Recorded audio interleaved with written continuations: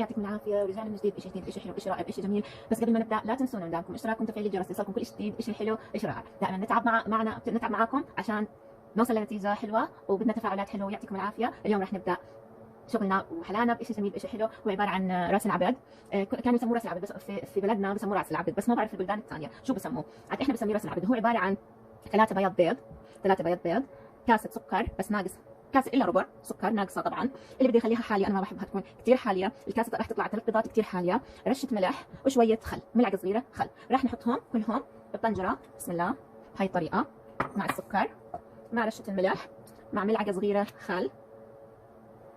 هذا الحلو كثير حلو، حلو جدا جدا. راح تستغرب يقول بياض بيض، لا احنا راح نحط بياض البيض بالحمام مائي. يعني راح نعرضه لدرجه حراره، يعني نعرضه يعني نخليه يستوي، مش يستوي يعني نعرضه لدرجه حراره عشان نتجنب انه يصير تفاعلات ولا حاجه. الحين راح احطه بحمام مائي وخليه يغلي. لما اشوف حبيبات السكر، احس حبيبات السكر كلها دابت، اعرف انه هيك البياض البيض كثير كويس والسكر داب.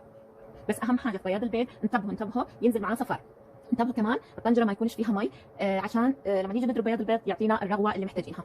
هيك المي غلت، راح اجيب الطنجره احطها عليها عشان احرك بياض البيض مع السكر.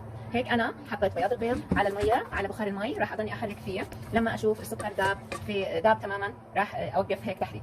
هيك خلاص تاكدت انه السكر داب تماما. شايفين لون البيض، بياض البيض كيف تغير. راح احط رشه فانيليا، اللي مش حابب خلاص يستغنى عنها، بس انا حابه احط رشه فانيليا. وراح الحين افضي هذا البياض احطه في صحن العجانه واشغل عليه مضرب الشبك. هيك فضيته بصحن العجانه، حطيت الشبك عشان اشغل على العجانه واعمل الرغوات البياض البيض. راح اشغل على اعلى سرعه في العجانه. اوكي، هيك صراحه طلعت بتجنن. شايفين؟ هذا المطلوب. اذا صارت زي هيك كانها كريمه مش بياض بيض، هذا المطلوب اللي بدنا نوصل له. الحين راح نكمل باقي الخطوات. الحين حطيت كيس حلواني في كاسه وراح افضي بياض البيض في الكيس الحلواني. انا ما عندي القمع، راح استكفي بفتحه كيس الحلواني. اللي عنده القمع المفتوح على شكل دائره هو اللي بيصلح نعمل فيه راس العبد، بس عادي بالكيس الحلواني بزبط كمان.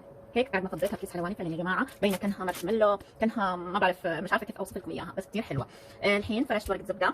عندكم اي نوع بسكوت مدور راح ارصهم بالصينيه هيك راح فتحت الكيس الحلواني فتحه مش كبيره ولا صغيره. راح نبلش نحط في البسكوت.